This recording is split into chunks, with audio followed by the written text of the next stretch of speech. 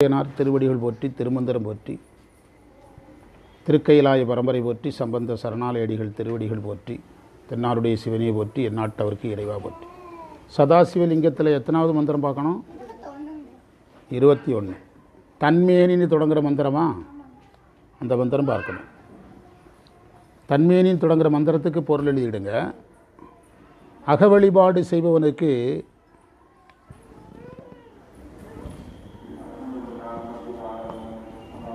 அக வழிபாடு செய்பவனுக்கு அவனது உடம்பே சதாசிவ மூர்த்தியாகும்.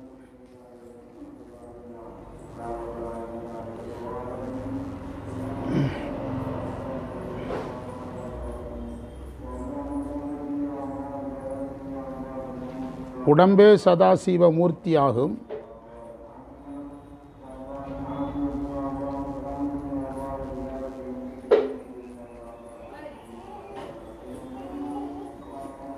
அது அந்த உடம்பு சுத்த சிவனாயும்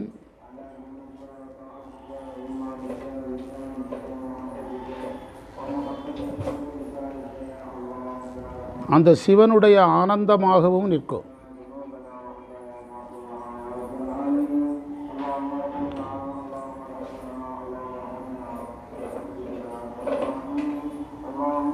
இவ்வாறு எல்லாம் ஆகும்படி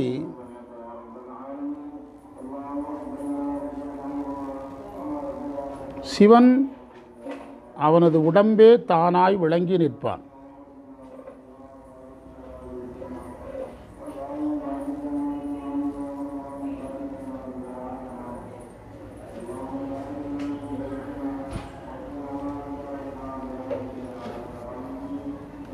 குறிப்புரை: அகவழிபாடு என்பது சதாசிவலிங்கம் என்ற தலைப்பிலிருந்து எடுக்கப்பட்டது.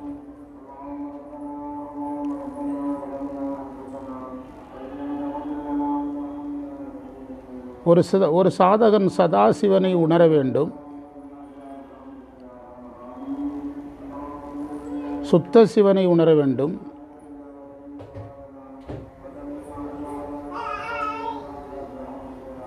அதன் மூலமாக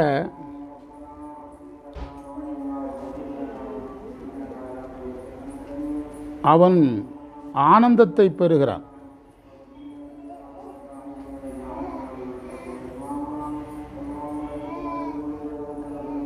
அதனால் திருமூலர் இவ்வாறு கூறினார்.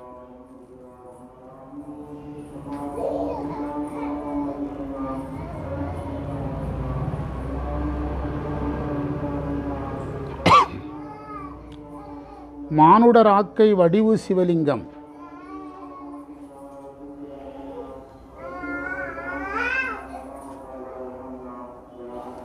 என்ற வரியையும் இதில் எடுத்து சொல்லியிருக்கிறாங்க. அதுவும் திருமூலர் சொன்னது தான்.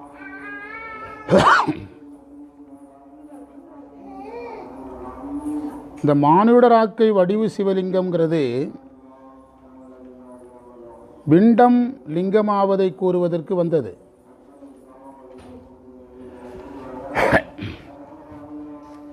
இந்த மந்திரத்தில் சொல்லப்பட்ட செய்திகள் அகவழிபாட்டின் சிறப்பினை சொல்ல வந்தது.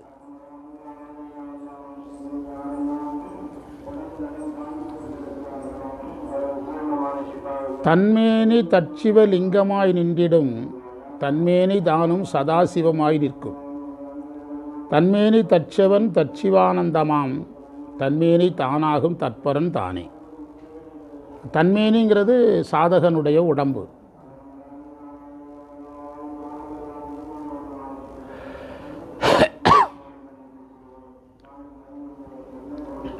பிறகு சதாசிவமாய் நிற்கும் தற்சிவமாய் நிற்கும்ங்கிறத சதாசிவங்கிறத அப்படியே எடுக்கணும், தற்சிவங்கிறத சுத்த சிவன்னு எடுக்கணும்.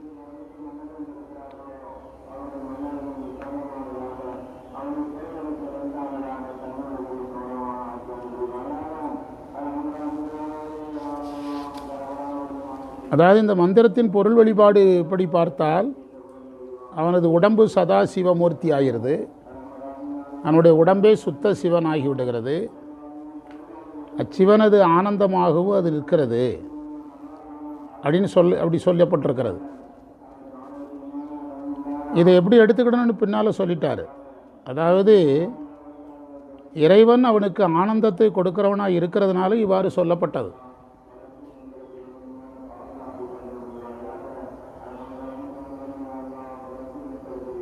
இறைவன் அந்த சாதகனுக்கு ஆனந்தத்தை கொடுப்பதனால் இவ்வாறு சொல்லப்பட்டதுன்னு முடிச்சிட்டார் அந்த குறிப்புரையில்.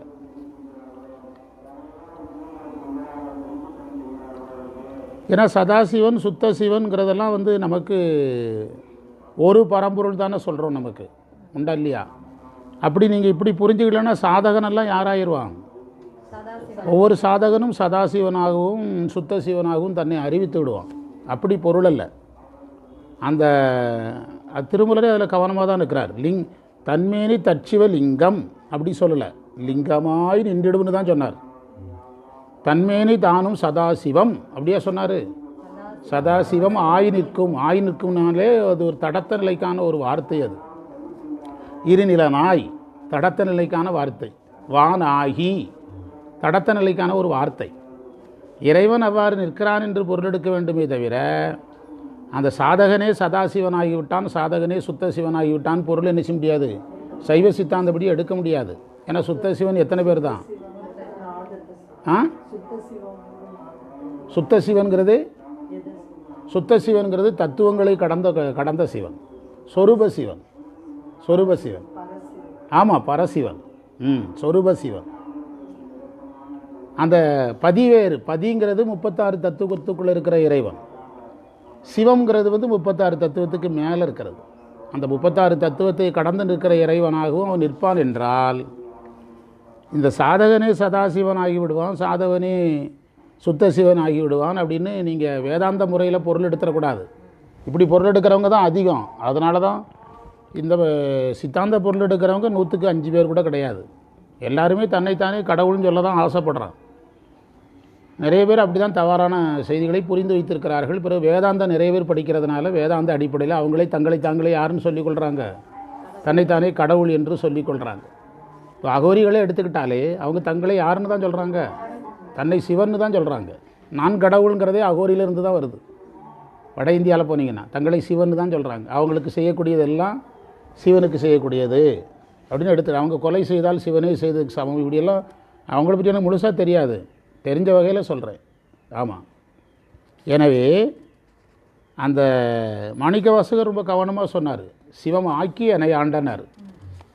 சிவம் ஆக்கி அணையாண்டனா என்ன பொருள்? ஆனந்த நிலைனா என்ன பொருள்? ஆனந்த நிலைனா என்ன பொருள் அப்படின்னு பார்த்தோம்னா, இறைவன் தன்னுடைய எண்குணங்களை உயிர் மேல் பதிப்பார். இறைவன் தன் எண்குணங்களை உயிர்கள் மேல் பதிப்பார். அதன் பயன் உயிர்கள் பேரின்பத்தை அனுபவிக்கும். என்ன தொழில் செய்யாது? இதில் தெளிவாக இருக்கணும். ஆமாம் ஆமாம், ஐந்தொழில் செய்யும். அந்த கான்செப்டுக்கு வராமல் போயிடக்கூடாது. சதாசிவலிங்கம்ங்கிறத எடுத்து திருமூலர் இப்படி சொன்னார், நான் சதாசிவன் ஆகிட்டேன், நான் சுத்த சிவன் ஆகிட்டேன்னு சொல்லிட முடியாது. உம்பர்பிரான் உற்பத்தி ஆதிகளுக்கு உயிரியன், உயிர்தானும் சிவானுபவம் ஒன்றினுக்கே உரியது. சித்தியார் 319வது மந்திரம் சித்தியாரில் இருக்குது.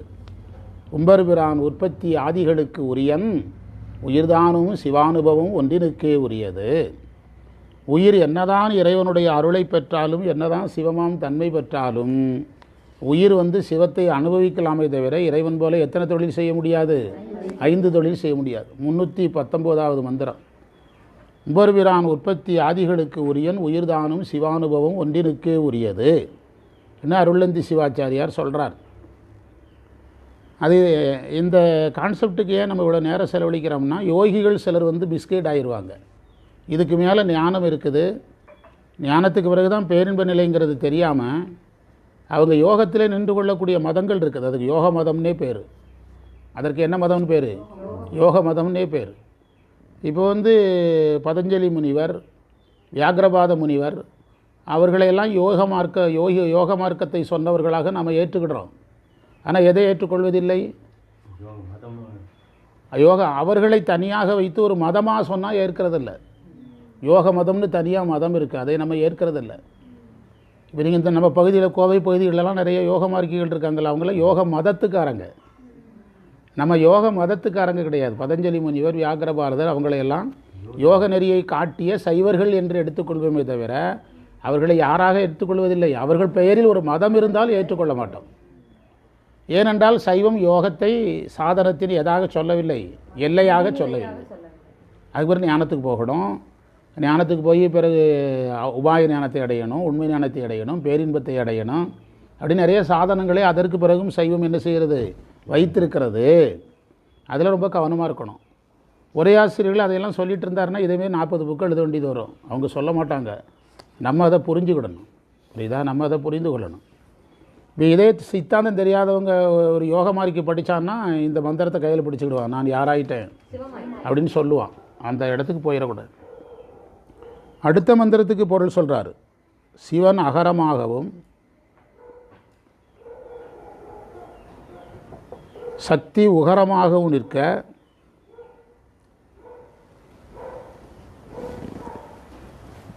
அந்த இரண்டும் கூடி ஓ என்ற எழுத்தாகிறது, ஓகாரமாகும்.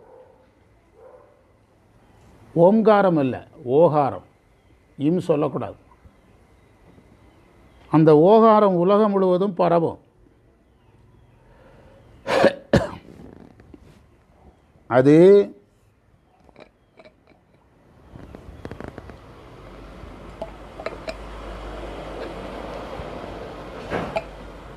உள்ளத்திலிருந்து எழுகின்ற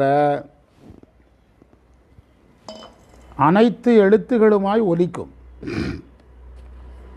அனைத்து எழுத்துகளுமாய் ஒலிக்கும். குறிப்புரை.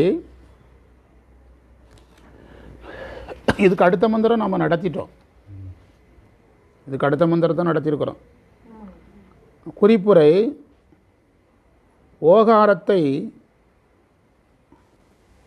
நினைத்தல் சிறந்த வழிபாடு. ஓகாரம் கூட கிடையாது, குறில் ஓதான் ஒகாரம். அந்த அகரமும் நெடில் கிடையாது, உகரமும் நெடில் கிடையாது. ரெண்டும் சேர்ந்து எப்படி ஒரு நெடில் வரும்?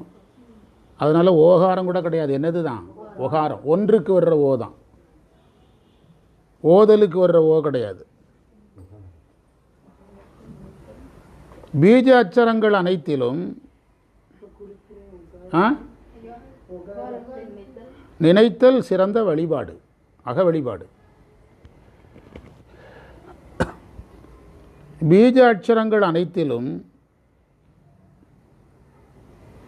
மகாரம் சேர்ந்து வரும். மகாரம்னா மே என்ற எழுத்து சேர்ந்து வரும்.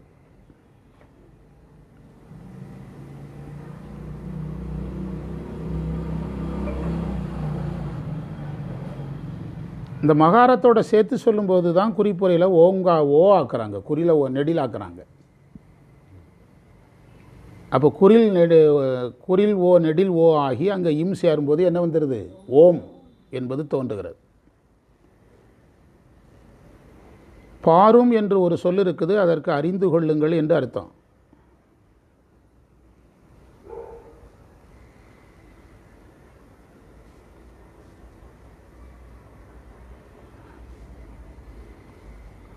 தாரகம் என்று வரவேண்டிய ஒரு வார்த்தை தாரம்னு வந்திருக்கும். தாரகம்னா தாங்குவதுன்னு அர்த்தம். 3வது வரியில் இருக்குது. எல்லா மந்திரங்களுக்கு ஆதாரம் என்று அர்த்தம்.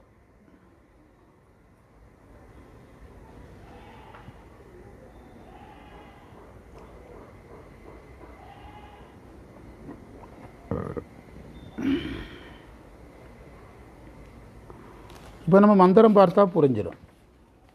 ஆரும் அறியார் அகாரம் அவன் என்று பாரும் புகாரம் பரந்திட்ட நாயகி.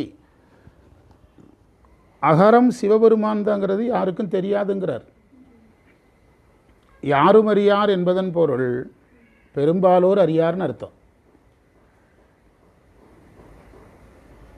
யாரும் அறியாருன்னு எடுக்கக்கூடாது, பெரும்பாலோர் அறியார். அப்போ திருமூலரும் அறியலையாங்கிற கேள்வி வந்துடும்.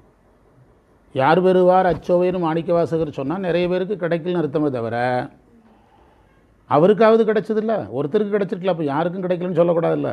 அதற்கு பொருள் அப்படி அல்ல, பெரும்பாலோருக்கு கிடைப்பதில்லை. சிலர் பலராகிய காரணம்னு ஒரு திருக்குறள் இருக்குது. நோட்பார் சிலர் நோலார் பலர் அப்படின்னு ஒரு திருக்குறள் இருக்குது. சிலர் பலராகிய காரணம் அப்படின்னு மேன்மை அடைகிறவங்க சிலர் தான் இருக்காங்க. அந்த திருக்குறளுடைய கருத்து காரணம் என்னென்னா தவம் செய்கிற பேர் கொஞ்சம் பேர் தான் இருக்கான், அதனால் மேன்மடைகிறவங்களும் கொஞ்சம் பேர் தான் இருக்கிறாங்கங்கிறார் வள்ளுவர். இல்லைன்னு வள்ளுவர் சொல்லலை. தவஞ்செய்கிறவனே இல்லைன்னு என்ன செய்யலை, சொல்லலை. ஆர்பெருவார் அச்சோவைனா என்ன பொருள்? யாரோ ஒரு சிலர் பெற்றாங்க, நானும் பெற்றேன், சிலர் தான் பெற்றிருக்காங்க, நிறைய பேர் என்ன செய்யவில்லை, பெறவில்லை அப்படின்னு பொருள். ஆறுமறியார் அகாரம் அவன் என்று, அவன்னா சிவன். பாரும் உகாரம் பரந்திட்ட நாயகி, அது அம்மையை குறிக்கிறது. தாரம் இரண்டும் தரணி முழுதுமா, இந்த இரண்டு ஓசைகளும் உலகை தாங்குகிறதுங்கிறார். ஊறி எழுந்திடும் ஓசையதாமை, இதிலிருந்து தான் பிற எழுத்துக்கள் தோன்றுகிறதுன்னு அர்த்தம். இருந்தால் பிற எழுத்துக்கள் தோன்றுகிறது. இந்த இடத்தை நம்ம இந்த திருமந்திரத்தை அப்படியே புரிந்து கொள்றதுக்கு நிறைய வழிகள் இருக்குது. முதல் வழி என்னென்னா, திருவருட்பயன் முதன் மந்திரம் அகர உயிர் போல அறிவாகி எங்கும் நிகரில் இறை நிற்கும் நிறைந்து, அந்த மந்திரம் முதல் பொருந்தும், முதல்ல பயன்படும். அந்த ஒரு மந்திரத்தை சொன்னாலே இதுக்கு பொருள் சொல்லிடலாம். அகர உயிர் போல அறிவாகி எங்கும், எங்கும்ட்டார். மந்திரத்துலேயும் அப்படி தான் வருது. இந்த ஓசை உலகம் முழுவதும் பரவுன்ட்டார். அகர உயிர் போல அறிவாகி எங்கும் நிகரில் இறை நிற்கும் நிறைந்து. அந்த மந்திரத்திற்கு என்ன பொருள்? அகரம் என்ற எழுத்து எல்லா எழுத்துக்களோடும் கலந்து இருக்கிறது. அதுபோல பதியாகிய இறைவன் அறிவுடைய பொருளோடும் அறிவற்ற பொருளோடும் கலந்திருக்கிறான் என்று அர்த்தம். அப்படியே வரிசையாக அதை எல்லாம் எடுக்கணும். அந்த வரிசையில் வரக்கூடிய எல்லாத்தையும் எடுக்கணும். ஒரு பிரமாணம் திருவருட்பயன் 1வது மந்திரம் அகர உயிர் போல அறிவாகி எங்கும் நிகரில் இறை நிற்கும் நிறைந்து. அதில் என்ன சொல்கிறாரு? அகரம் என்ற எழுத்து எல்லா எழுத்துக்கும் ஆதாரம், அதுபோல் சிவம் எல்லாவற்றிற்கும் ஆதாரம். அப்போ உமாபதி சிவாச்சாரியார் சிவபெருமானை எந்த எழுத்தோடு ஒப்பிடுறாரு? திருமூலர் அதைத்தான் சொல்கிறாரு.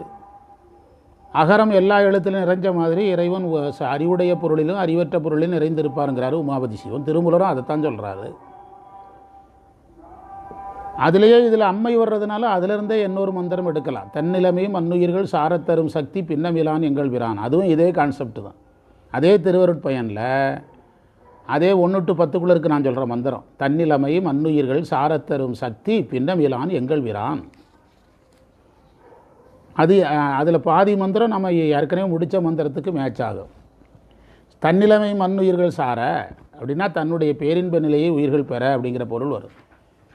திருவருட்பயன் 1 to 10 இருக்குது. தன்னிலைமை அடுத்த மந்திரமாகவே இருக்கும், 2வது மந்திரமாக கூட இருக்கலாம். அந்த 2 மந்திரத்தையும் தான் திருமூலர் ஒரு மந்திரமாக சொல்கிறாரு. திருமூலர் சொன்னதை உமாபதி சிவன் சொல்கிறாருன்னு சொல்லணும். உமாபதி சிவன் சொன்னதை திருமூலர் சொல்கிறாருன்னு சொல்லிடக்கூடாது. தன்னிலைமையும் மண்ணுயிர்கள் சாரத்தரும் சக்தி பின்னமிலான் எங்கே இருக்கிறான். என்ன அர்த்தம்? அதாவது சிவனுடைய நிலைமை என்னது? பேரின்பம். அதை உயிர்களுக்கு கொடுக்கறதுக்காக இறைவன் அம்மையோடு பிரியாமல் இருக்கிறான்ங்கிறார். அதே தான் இங்கே அப்படியே சொல்கிறார். ஓம்காரம் என்ற இடத்துல அம்மையப்பரா 2 பேரும் நிற்கிறாங்க. இறைவன் அந்த இடத்துல பதியாகிறான். பதியாக இருந்து இறைவன் 5 தொழில் செய்கிறான். 5 தொழில் செஞ்சாலே பதின்னு தான் பேர். பதியாக நின்று 5 தொழில் செய்கிறான். அப்படி செய்யும்போது அந்த ஓம்காரம் என்ற ஓம்காரமாக 2 அந்த ஓசை உலகம் முழுவதும் பரவுகிறது அப்படின்னு சொல்கிறார். பரவி எல்லா எழுத்துக்களுமாய் ஒலிக்கும். அதாவது இந்த ஓசை ஒலி இது நம்ம இப்போ இதில் உண்மை விளக்கத்தில் போனோம்னா ல ர ய வ அப்படின்னு ஒரு மந்திரம் இருக்குது. எழுத்து ல ர வ ய. அதில் என்ன சொல்கிறோம்? அந்த இடத்துக்கு என்ன விளக்கம் சொல்கிறோம்? பஞ்சபூதங்களுடைய எழுத்துக்கள் வடிவமாய். நீங்கள் என்ன நடத்தலையா? நோட்ஸு பார்க்கலையா? நடத்தலைன்ட்டா பிரச்சனை முடிஞ்சுது. அதாவது அந்த பாயிண்ட் இந்த இடத்துல பயன்படும். நீங்கள் எழுதுங்க, நான் சொல்கிறத எழுதிங்கன்னா பயன்படும். எழுத்தில் அவர் ஓரளவு சொல்லிட்டார், நான் சும்மா அப்படி சொல்கிறேன். அவர் தான் பாடம் நடத்துகிறார்ல. பிறவன எழுத்து ல ர வ ய ஹ. எத்தனாவது மந்திரம் உண்மை விளக்கத்தில்? 10. அந்த 10 அந்த ரேஞ்சை ஒட்டி வரும். இல்லைன்னா முதல்ல இருந்து சொன்னால் வரும். 10க்குள்ளே வந்துடும். அந்த 5வது மந்திரமா? 5வது மந்திரம் எப்படி தொடங்குது? பொன்பார் புனல் வெண்மை பொங்கு மணல் சிவப்பு வன்கால் கருமை வளர்வான் தூமும் என்பார் எழுத்து ல ர வ ய ஹ. அப்பார் ஆதிக்கு என்று அழுத்தமதாய் நிற்கும். அந்த இடத்துல நான் உள்ள பொருளை இப்போ எழுதுனீங்கன்னா, இப்போ அகர உயிர் போலங்கிறதுல திருவருட்பயனை வச்சு புரிஞ்சிங்களா? அதில் அகரத்தை, அதே மாதிரி அம்மைக்கு உகரம் சொன்னார்ல, அதை இப்போ புரிஞ்சுக்கலாம். இந்த இதை பயன்படுத்தினீங்கன்னா புரிஞ்சிடலாம். இந்த உண்மை விளக்கம் 5வது மந்திரத்தை எடுத்திங்கன்னா உகரத்தை புரிஞ்சுக்கலாம். அந்த 5வது மந்திரத்தில் அது எதுக்கு வருது அப்படின்னா, அது நீங்கள் முழுசும் எழுதணும். ஏன் வருகிறது என்றால், அம்மை சூக்கும வடிவமானவள், பஞ்சபூதங்கள் சூக்கும தூல வடிவமானவை.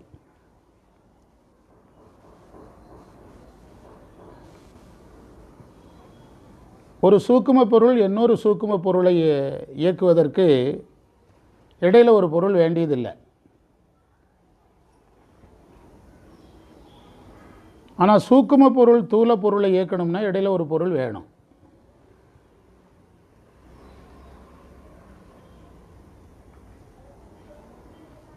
நெருப்பு எரிவதற்கு ஒன்றை சார்ந்தே இருக்கும். நெருப்பு தனியாக எரியாது. தனியாக இருந்தால் நம்ம பயந்தே போயிடுவோம். இப்போ தனியாக நெருப்பு எரிஞ்சிக்கிட்டே போனால் எப்படி இருக்கும்?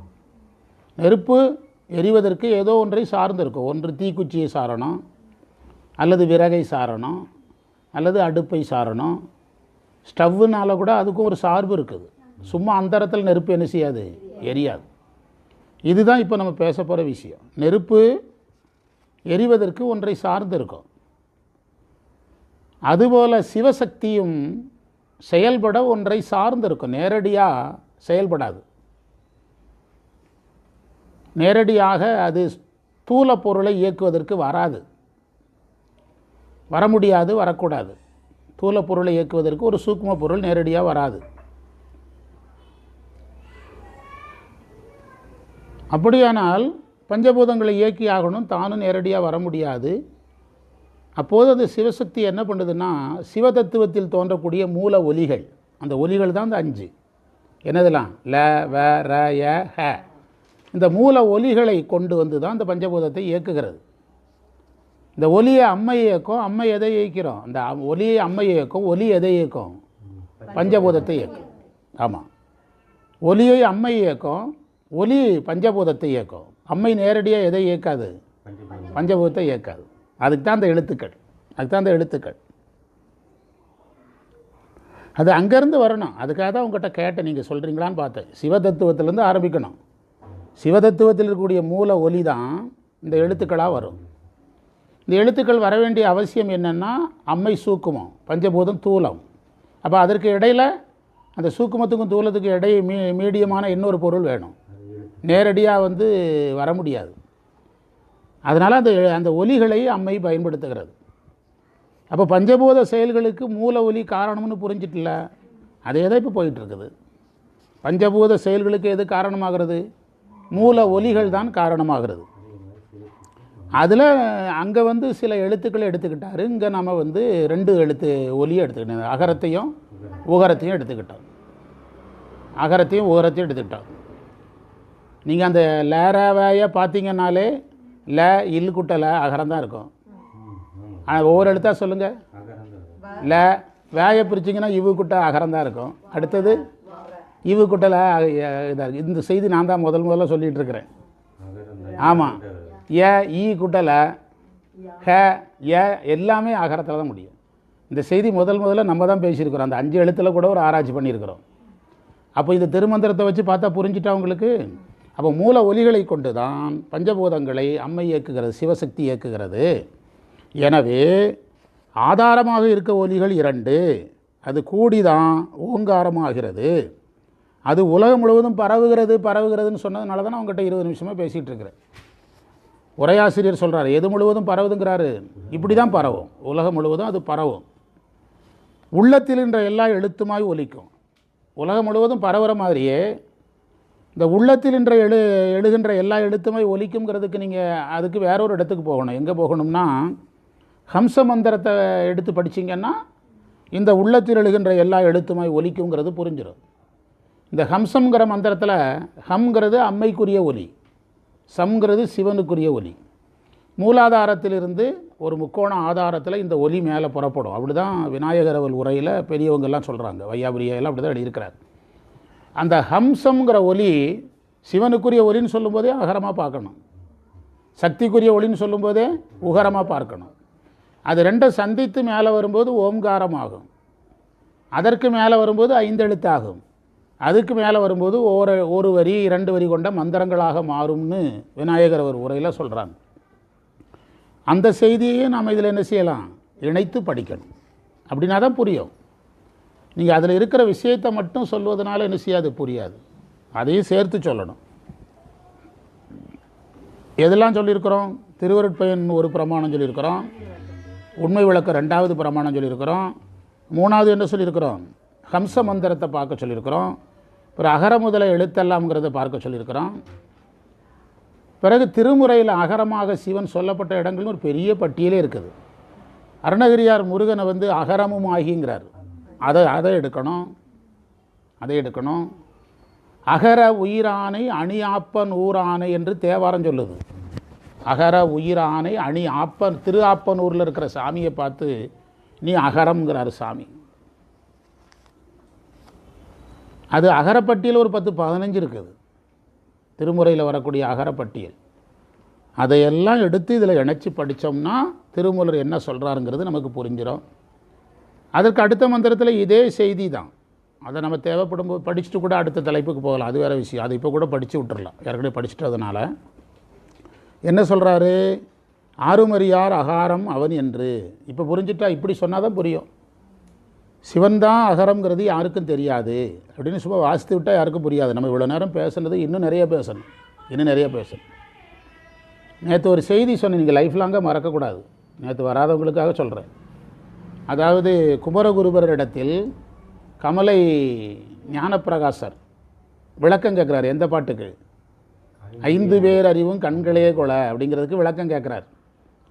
அப்போ குமரகுருபர் இதுக்கு முந்தி எழுதப்பட்ட உரைகளை சொல்கிறார். உரை கேட்கலனா உங்களுக்கு என்ன தோணுது அதை சொல்லுங்கன்னு கேட்குறார். இது லைஃபுக்கு மறந்துடாதீங்க யாரும். இதுதான் நம்ம எடுத்திருக்கிற பாடம். அப்போ அவருக்கு வந்து அந்த உரை சொல்ல வேண்டாம்னு சொன்ன உடனே ஸ்டக் ஆயிட்டு. யாருக்கு? குமரகுருபரருக்கு அல்ல, குமரகுருபரருக்கே ஸ்டக் ஆயிட்டு. அவருக்கு ஏற்கனவே ஒன்று சொல்லி வச்சுருக்காங்க, எந்த இடத்துல உன்னால் பேச முடியாமல் நிற்கிறியோ அதுதான் அவர் தான் உனக்கு குருன்னு. உடனே அவரே குருவாக இருக்கிறார். அப்போ அந்த கமலை ஞானப்பிரகாசர் என்ன சொல்ல வர்றாருன்னா, உரை இருக்கட்டு, உனக்கு என்ன தோணுது அதை சொல்லு அப்படிங்கிறத ஞானிகள் வரவேற்கிறாங்க. இந்த இடத்துல ஒரு கேள்வி கேட்பாங்க, கரெக்டு, நீ ஞானப்பிரகாசரா இல்லை அவர் குமரகுருவரா? அந்த கேள்வியெல்லாம் நமக்கு தேவையே கிடையாது. நம்ம லெவலுக்கு நம்ம யோசிக்கணும்னு தான் சொல்லியிருக்கிறோம். எல்லோரும் அம்பானியாக இருங்க அப்படின்னு நாங்கள் சொல்ல வரல. உனக்கு ஒன்று சாமி ஒன்று உனக்குன்னு ஒன்று சொல்லி தருவார்ல, அதை சொல்லுன்னு தான் சொல்கிறோமே தவிர, நீ வந்து ஞானப்பிரகாசர் எதிர்பார்க்குற அளவுக்கு சொல்லு, குமரகுருபரர் சொன்ன அளவுக்கு சொல்லு அப்படின்னு நாங்கள் சொல்ல வரல. உங்ககிட்ட சாமி உள்ளே இருக்கிறார்ல, இந்த முறையில் நீங்கள் போகலைன்னா என்ன லாஸ் வருங்கிறதையும் நான் சொல்லிடுறேன். என்ன லாஸ் வரும்னா, கேட்டல் நிகழும், சிந்தித்தல் ஓரளவு நிகழும். என்ன நிகழாது? தெளிதல் நிகழாது. தெளிதல் வந்து நீங்கள் சாமியோடு சேர்ந்து பண்ணுறது. கேட்டல் வந்து புஸ்தகமும் இப்படி கூட்டமாக இருந்து பண்ணுறது. சிந்தித்தல் புஸ்தகமும் கூட்டமாக இருந்து பண்ணுறது. தெளிதல் நிகழும்போது நூல் தன்னுடைய வேலையை குறைத்து கொள்ளும். குரு உங்களுக்கு மானசீகமாக உங்களுக்கு உள்ளே இருப்பார். குருவும் முன்னால் இருக்க மாட்டார், மானசீகமாக உள்ளே இருப்பார். அருள் தான் உங்களுக்கு கற்பிக்கும். புரியுதா? அந்த கல்வி முறை தான் நிரந்தரமானது. மற்ற எல்லா கல்வி முறைகளும் எதோடு முடிஞ்சிடும்? புஸ்தகத்தை இப்போ நான் பாடம் எடுக்க இந்த புத்தகத்தை பிடிக்கிட்டிங்கன்னா வகுப்பு முடிஞ்சது. புத்தகம் இல்லாதனால் வகுப்பு, அன்பிற்கினிய பெரியவர்களே, புத்தகம் இல்லாதனால் வகுப்பு நிறுத்தப்படுகிறது அப்படின்னு கிளம்பிட வேண்டியது தான். புரியுதா? எங்கேருந்து வரணும்? உள்ளேருந்து வரணும். புரிஞ்சுட்டா? இந்த நான் சொன்ன செய்தி வந்து சாதாரண செய்தி கிடையாது. கமலை ஞானப்பிரகாசருக்கும் குமரகுருபருக்கும் நடந்தது தான். மற்ற வகுப்பிலிருந்து நம்ம வகுப்பு முற்றிலும் வேறுபட்டது. என்ன நேற்று தான் சொன்னேன், என்ன வேறுபட்டதுன்னா, பாடத்துக்கு பாடம். இப்போ ஒரு மாணவர் இருக்கிறாரு, நான் இந்த ஆராய்ச்சி பண்ணி படித்து என்ன போகிறேன் அப்படின்னா அவருக்கு பாடம். நான் வந்து இதை நல்லா இந்த மாதிரி சொல்ல ஆசைப்படுறேன் அப்படின்னா அவருக்கு பயிற்சி. வகுப்பு எதாகவும் இருக்கணும், பாடமாக இருக்கணும், பயிற்சியாக இருக்கணும். அதுதான் என்னுடைய ஆசை. அதே சமயத்தில் எனக்கும் அது பயிற்சி ஆகும். இதெல்லாம் பேசுவேன்னு எனக்கு தெரியாது. இதெல்லாம் இந்த இடத்துலாம் பேசுவேன், உண்மை விளக்கத்தை கொண்டு வந்து இதில் இணைப்பேன்னு எனக்கு என்ன செய்யாது, தெரியாது. அது அந்த இங்கே வரும்போது இதெல்லாம் நம்ம இணைக்க பழகிறோம். நாளைக்கு ஒருத்தர் யாரும் நம்ம மேலே ஒரு மரியாதை வச்சு ஒரு நாள் கூப்பிட்டு நம்மளை பேச சொன்னாங்கன்னா அன்னைக்கு இறைவன் இதையெல்லாம் நம்ம சொன்ன இந்த மந்திரங்கள் இருக்குது பாருங்கள், அந்த மந்திரங்களை நம்ம பயன்படுத்த நம்ம கூடவே இருக்கும். அது நம்ம எங்கே கூப்பிட்டாலும் நம்ம கூட என்ன செய்யும், வரும். இதுதான் விஷயம். அதனால தான் நீங்கள் இந்த ஃபார்முலாவை கையில் எடுங்கன்னு சொல்கிறோம். அதில் இன்னொரு உதாரணமும் நம்ம டிஸ்கஸ் பண்ணணும். இவர் மெய்கண்டார் பாடம் நடத்தும்போது யார் வர்றா? ஆணவ மலத்துக்கு அருள்நந்தி சிவம். அந்த இடம் அந்த செய்தி என்ன சொல்ல வருகிறது? 2 பேரும் சேர்ந்து நடத்திய நாடகம் தான். இறைவனோட சேர்த்தா 3 பேர் நாடகம். செய்தி என்ன சொல்ல வருது? நம்ம அருள்நந்தி சிவாச்சாரியாரை நூலறிஞராக பார்க்குறோம், மெய்கண்டாரை அனுபவம் மிக்கவராக பார்க்குறோம். செய்தி 3 பேரும் சேர்ந்து நடத்திய நாடகம். செய்தி என்னென்னா, அதாவது நூலறிவை விட அந்த நூலறிவை தனக்குள் வாங்கி கொள்வது முக்கியம். நூலறிவை தனக்குள் முனைப்பு வந்துடக்கூடாது. முனைப்பால் ஒருவரை உயர்வாகவும் தாழ்வாகவும் என்ன செய்து விடக்கூடாது? பார்த்து விடக்கூடாது. அந்த பார்த்து விடக்கூடாது அப்படிங்கிறதுலாம் அதில் ஒரு பாடம். ஆறுமறியார் அகாரம் அவன் என்று பாரும் உகாரம் பரந்திட்ட நாயகி. அடுத்து சிவனை சொல்லி அம்மையை உகரமாக பார்க்க சொல்கிறார். அடுத்தது தாரம் 2 தரணி முழுதுமாய். இந்த 2 எழுத்துக்கள் தான் உலகத்தையே தாங்குது. அதை சூப்பராக உங்களுக்கு உண்மை விளக்கத்தை வச்சு நிரூபித்து காட்டினேன். எந்த எழுத்தை பிரித்தாலும் எது தான் வருது? அகரம் தான் வருது. முதலாக நம்ம தான் பார்த்துருக்கோம். பெரிய அறிஞர்கள் நூலில் கூட இந்த செய்தி கிடையாது. எல்லாத்தையும் பெரிய அகரம் வருதுன்னு ஒருத்தர் கூட சொல்லலை. ஊறி எழுந்திடும் ஓசையதாமே, அதில் இருந்து தான் பிற எழுத்துக்கள் தோன்றுகிறது. இப்போ ஓம்காரத்தை பிரித்தா என்னெல்லாம் வரும்னு சொல்கிறோம்? அகரம், உகரம், மகரம், நாதம், விந்து. அகரம், உகரம், மகரம், நாதம், விந்து 5 வரும்னு சொல்கிறாங்க. நாதம், விந்தெல்லாம் வரும்னு சொல்கிறோம். அது விரிவடையும் போது தான் 5 எழுத்தாக என்ன செய்கிறது? விரிவடைகிறது. ஓம்காரம் விரிவடையும் போது தான் 5 எழுத்தாக விரிவடைகிறது. இதையெல்லாம் உள்வாங்கி கொண்டால் நம்ம திருமூலர் நம்மை ரொம்ப அழகாக நம்மை வழி நடத்துகிறாருன்னு தெரிஞ்சுக்கலாம். அடுத்த மந்திரம் நடத்தியாச்சுங்கிறதுனால நான் சேர்த்து சொல்லிடுறேன். அதாவது அடுத்த மந்திரம் ஏற்கனவே நடத்தியாச்சு, யூடியூப்பில் போட்டாச்சா? நீங்கள் அதில் கேட்டுக்கிடுங்க. செய்தியை மட்டும் சொல்லிடுறேன். அதாவது ஓங்காரத்தில் சிவமும் சக்தியும் அகர உகரமாக இருக்கிறாங்க, அதில் சந்தேகம் இல்லை. அவங்க 2 பேருடைய வடிவம்தான் சிவலிங்கம். பீடம் ஓம்கார வடிவமாக இருக்கும் லிங்கம். கோயிலில் போய் சிவலிங்கத்தை பார்க்குறீங்கல்ல, பீடத்தை எதா பார்க்கணும்? ஓம் என்று பார்க்கணும். பீடத்தை எதா நினச்சி பார்க்கணும்? ஓம் என்ற வடிவாக பார்க்கணும். ஓம்கார வடிவாக இருக்கும் லிங்கம் ஒவ்வொரு கூற்றில் ஒவ்வொரு எழுத்தாய் வியட்டியாக இருக்கும். அவற்றுள் பீடத்துக்கு உள்ள சிவலிங்கம் கொஞ்சம் மறைஞ்சிருக்கும். சிவலிங்கத்தை நீங்கள் நிறுவும் போது பார்த்திங்கன்னா ஒரு அடி 1/2 அடி உள்ளே போகும். இப்போ இந்த அம்மி குலையில் அந்த கைப்பிடியை உள்ளே இறக்குறாங்க பார்த்தீங்களா, அதுபோல் உள்ளே இறக்குவாங்க. அந்த பகுதிக்கு உள்ளே மறைந்து இருக்கும் பகுதிக்கு மகாரம். அதுக்கு மகாரத்தை பொருத்தணும். பீடத்தோடு இணைந்து வெளியே புலனாகின்ற நின்ற பகுதிக்கு உகாரம். பீடத்தில் மறைந்திருக்கிற பகுதிக்கு வெளியே தெரிகிற பகுதியை உகாரமாக பார்க்கணும்.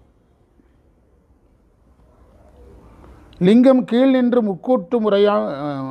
முக்கூறுபட்டு முறையே அகாரம் விந்துவும் நாதமுமாய் நிற்கும்.